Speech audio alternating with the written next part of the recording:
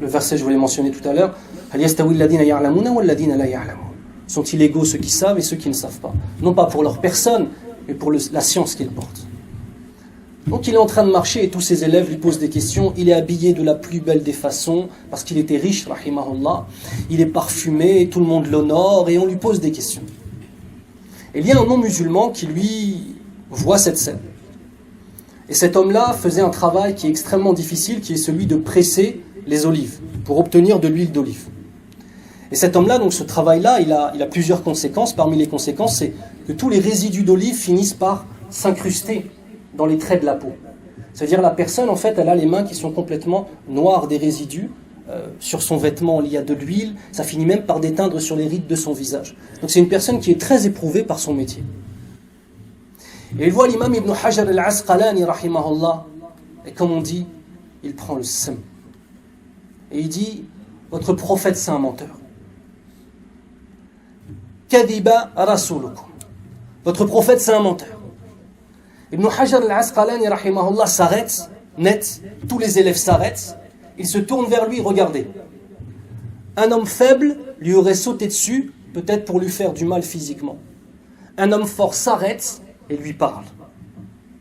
Il dit, Mabik, qu'est-ce qui se passe? Pourquoi est-ce que tu dis ça? Il dit, Qala rasulukum. Donc c'est un non-musulman, écoutez, un non-musulman qui va être capable de réciter un hadith du prophète sallallahu alayhi wa sallam, alors qu'on a beaucoup de musulmans aujourd'hui, ils ne connaissent même pas une seule parole du prophète sallallahu alayhi wa sallam par cœur. Il dit, Qala rasulukum, ad-dunya sijnul mu'mini wa jannatul kafir. Votre prophète a dit que la vie d'ici-bas, c'est la prison du croyant et c'est le paradis de l'incroyant. Il lui dit, regarde-toi, t'es un croyant, ici t'es dans un paradis. T'es pas dans une prison. T'es bien, t'as de l'argent, les gens t'honorent. Et moi, je suis un incroyant pour vous, musulmans, et regarde ce dans quoi je vis. C'est moi qui suis dans une prison, je suis pas dans un paradis. فَقَالَ لَهُ صَدَقَ رَسُولُ اللَّهِ صَلَى اللَّهُ عَلَيْهِ وَسَلَّمَ. Il a dit, non, tu te trompes. Le prophète d'Allah Azza wa Jal a dit la vérité. Moi, par rapport à ce qui m'attend, incha'Allah, au paradis, wallah, je suis dans une prison.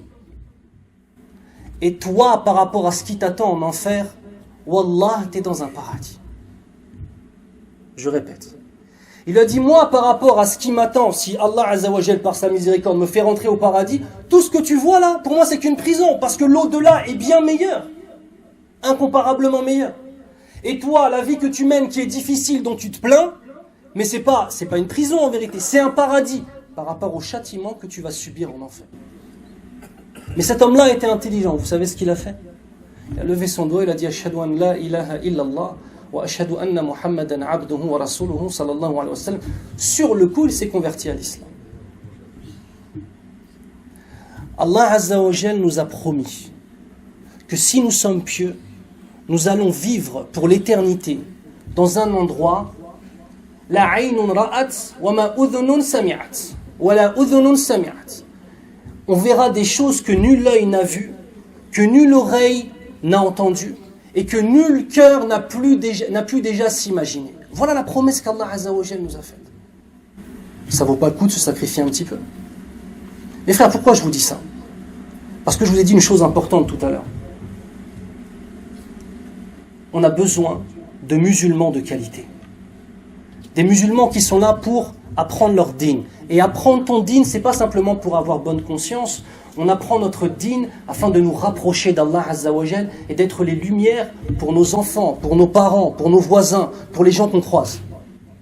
On a besoin d'apprendre notre dîn pour tomber amoureux d'Allah Azza wa Jal. Parce que si on ne connaît pas Allah Azza wa Jal, on ne peut pas l'aimer réellement.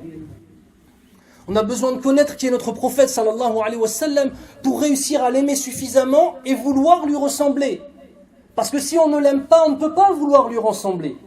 Mais si on l'aime sincèrement, alors dans ses sifas, dans ses caractéristiques d'adoration avec Allah Azza wa Jal en premier lieu, et même dans sa façon d'être physiquement, on veut lui ressembler sallallahu alayhi wa sallam.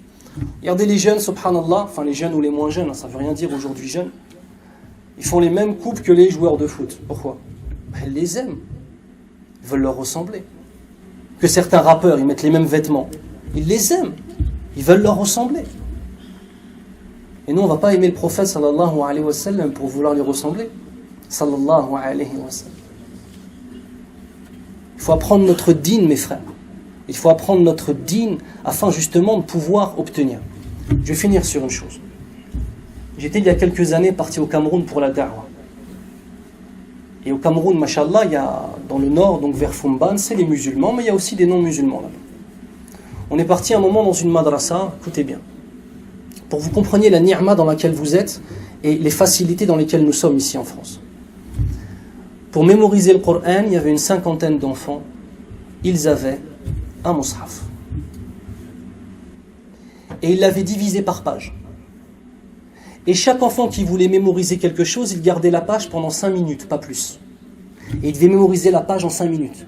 Et ensuite, il était obligé de la passer à quelqu'un d'autre.